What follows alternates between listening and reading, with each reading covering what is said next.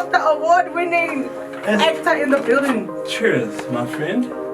Cheers. I think I want you to talk about just like this Joburg lifestyle, and especially in the art space and the way that it can like consume a lot of people. Sure. But I don't think it's it that consumed you. Like the fact that I think at some point you were like selling drugs and like dealing and stuff. Yeah. But like, was that the Joburg lifestyle that ate that part of you, or like, how did you even get into that space and how did you even get out? I would say around 2014, 15. I was beat down, bro. Trying to make it in the game. This is after like the whole market theater thing and booking your commercials. Now I'm like out on my own. Yeah. And we had to get busy. We had to be on the road, do whatever we got to do.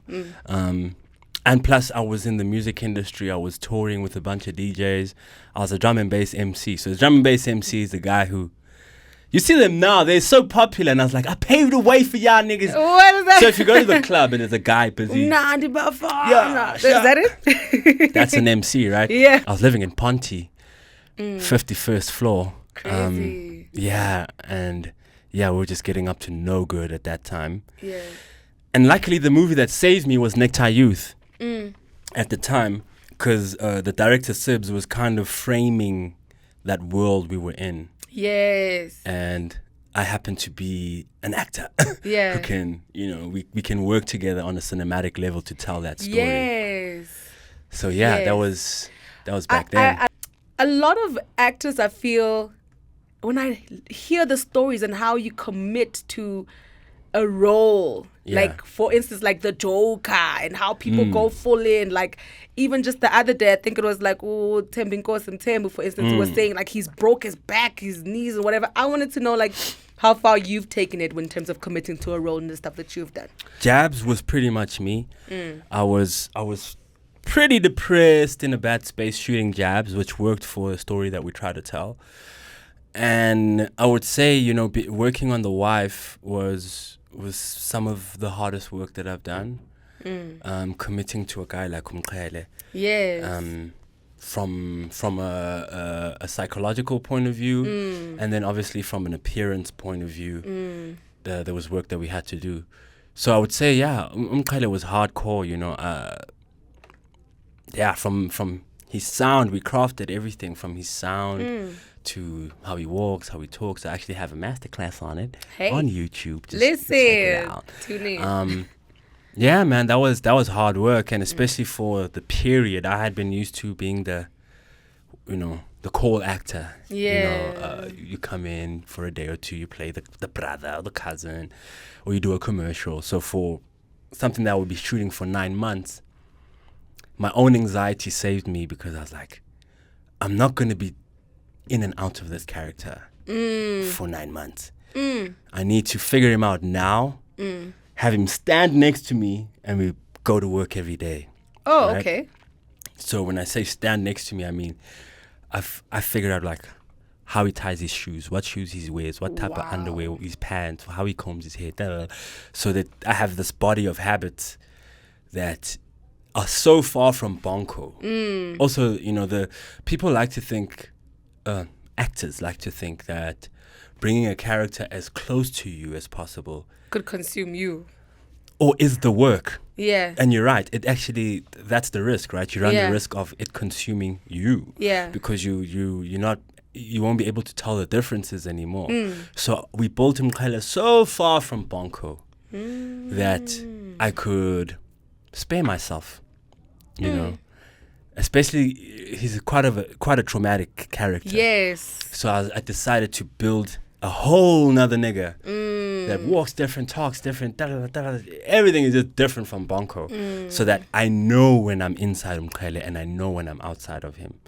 The reason actually for you leaving the Wife in the first place and us switching. Mental health comes first for everybody. Every artist right now who's listening and watching, like, let your mental health come first. I wasn't in a good space.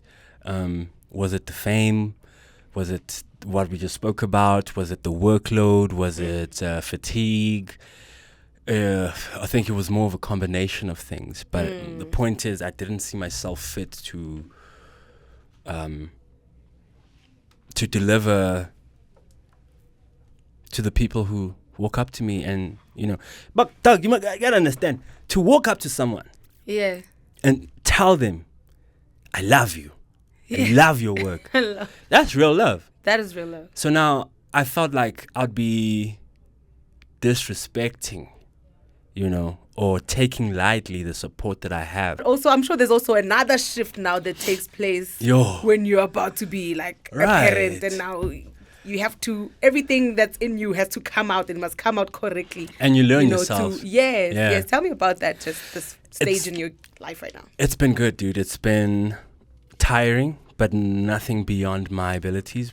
Nothing beyond anyone who's ever worked on The Wife. We worked really hard.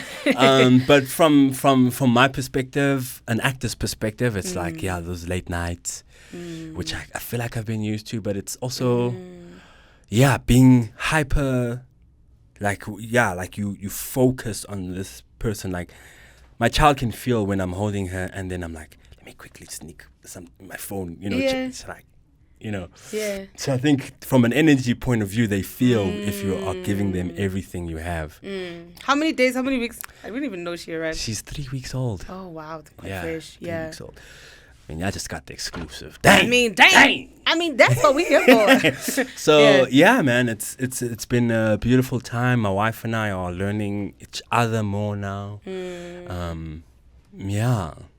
Trying to support her as a mom, really trying to support me as a dad. She's an amazing mom so far.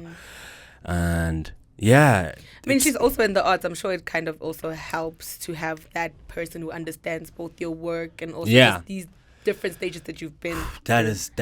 If anything, that's my biggest blessing. Lesego. Lesego is really heaven sent for me, bro. You know what I mean? Like, I can't even figure myself out. I was once suicidal, which means I was sick of myself at a point, right? So she's someone who like genuinely loves me. The balance of it all also comes with your latest gig. Headspace. Is that like when did you start shooting the Headspace? Let's talk about that a little bit. Was it this year? It was February, March this year. Oh, okay. See, I'm switching into the accent because word.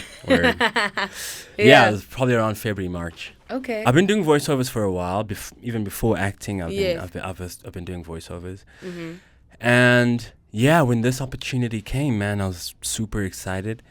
It's crazy because all these things come as a piece of paper or an email. Yes. Right, with a name and lines. Yes.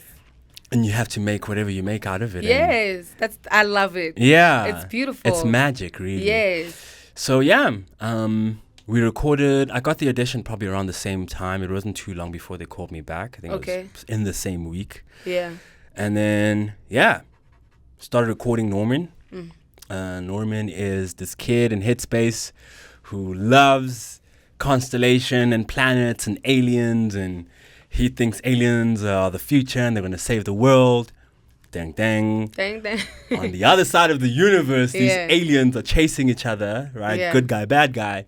The good guys get sent into this like black hole, which then brings them to Earth. And they land in Norman's drink, and Norman takes a sip, and they get into his brain. Hectic. And they take over Norman. And the bad guys also come and they take over someone else, and then it becomes this alien inhuman adventure. Okay.